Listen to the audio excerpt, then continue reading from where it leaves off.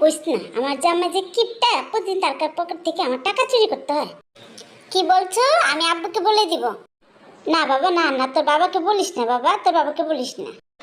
খালি হাতে বললে হবে না, আমাকে কিছু দিতে হবে। নে বাবা, তুই 100 টাকা রাখ, তুই কাউকে কিছু বলিস না, তোর বাবাকে কিছু বলিস না, ঠিক আছে?